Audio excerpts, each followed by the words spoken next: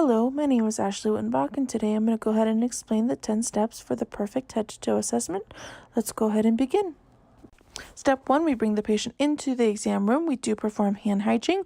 While performing hand hygiene, we will be observing their gait and balance. Are they walking with a limp? Are they favoring one leg over the other? Are they walking with a shuffling gait? This is the time to be observing their walking. Next, we perform AIDIT. We do want to acknowledge who they are. We do introduce ourselves. Hi, my name is Ashley. I'm going to be your nurse today. Duration and explanation are one and the same. We do want to make sure we answer any questions, explain the head to toe, and explain it's going to take 10 to 15 minutes. We do want to make sure we say thank you and show our gratitude to our patients. Next, we will make sure and verify name and date of birth. This is very important, and also verify medication allergies at this time. Step 2, we perform the head assessment. We check to see if the face is symmetrical. Afterwards, we check the scalp and hair. Are there any lesions, lice? Is the hair brittle? Is it shiny? Is it dry? These are questions we will want to ask in order to get a good assessment of the hair and scalp. After checking the scalp and hair, we'll be observing for perla. This is where we take a pen light and flash it slightly over the patient's eyes.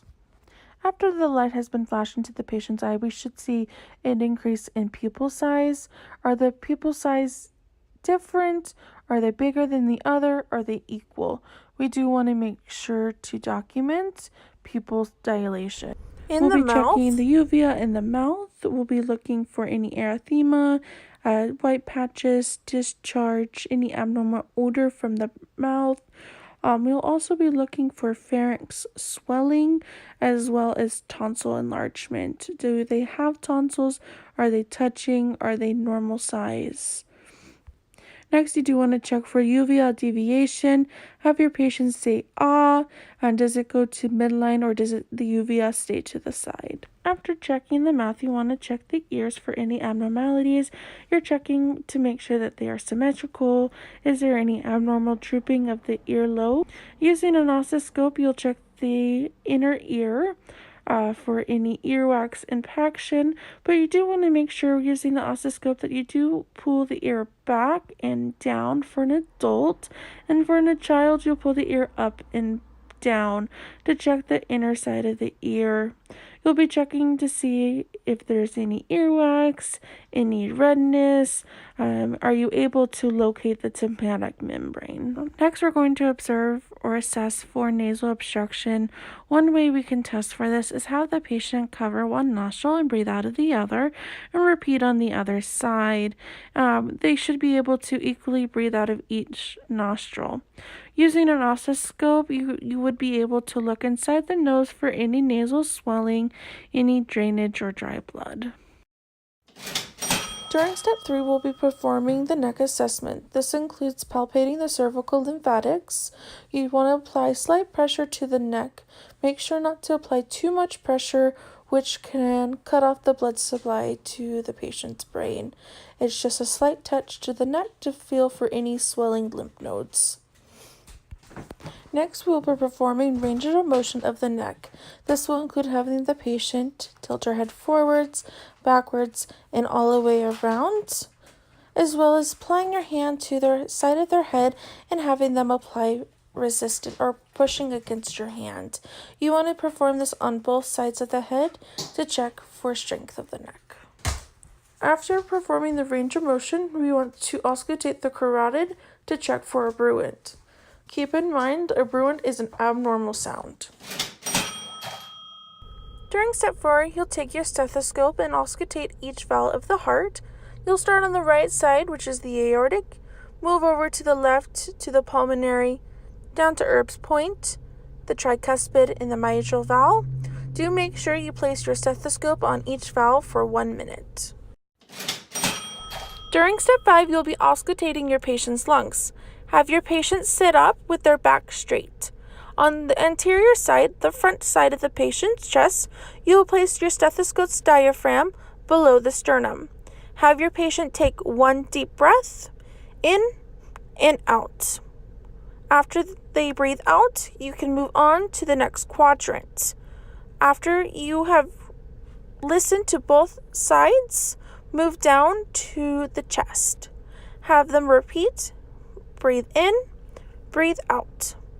Once they complete that final breath, you can move on to the final anterior quadrants underneath the patient's arms. Have the patient repeat, breathe in, breathe out.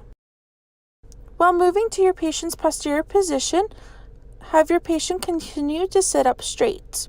Take your stethoscope's diaphragm, start at the top, and move your stethoscope from right to left, comparing sides as you walk your stethoscope downwards.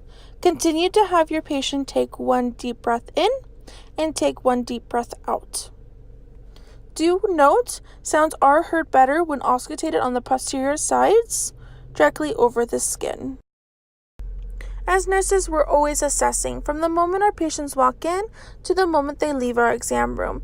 This will include in step 5, assessing respiratory rate and effort. Are patients, are they short of breath? Are they leaning forward to catch their breath?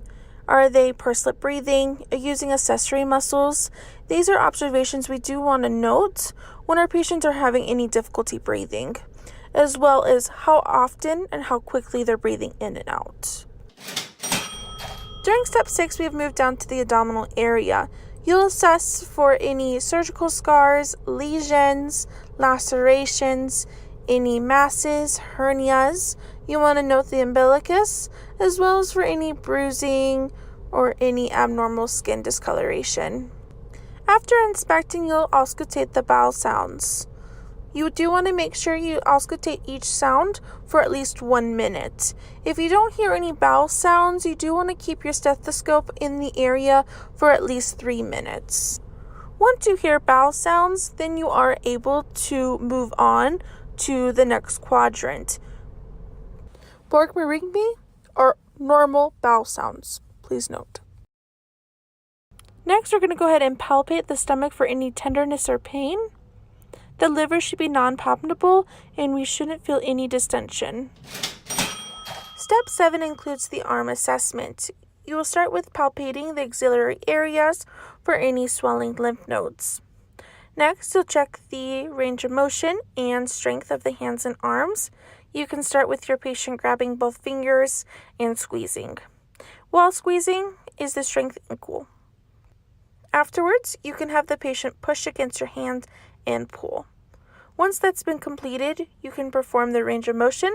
Have the patient move their arms above their head, below, and make butterfly-like movements with their arms. Afterwards, you're going to go ahead and check for pulses. Radial pulses, what you'll be checking for. While checking pulses, you want to make sure that they're equal. And checking for cap refill. Is the refill less than 2 seconds? Step 8 will be very similar to the arm assessment. You'll be checking for skin integrity, as well for any skin discoloration, edema, etc. Pedal pulses will be assessed at this time, as well as dorsal pedal pulses. Next, we're going to assess for reflex and strength. We'll start with the patient flexing their feet, and you also want to have them push against your hand to test the strength. And then you'll have them dorsiflex to pull away from you. Have the patient sit up on the bed and have their knees dangle off the exam table. With a medical hammer, you're going to go ahead and check for reflexes. With the medical hammer, slightly tap underneath the patella. You should see a slight kick. If a medical hammer is not available, you can use the end of your stethoscope to check for popliteal reflexes. Step 9, the skin assessment. The skin assessment continues during each segment of the head to toe, and we should be reporting on skin during all the above assessments. So we need to be assessing the temperature, moisture. Is our patient diaphoretic? Is their skin pale? Is their skin intact versus not intact? Do they have any bruising, surgical scars? Do they have any lacerations or abrasions? Do they have any skin conditions like eczema or psoriasis?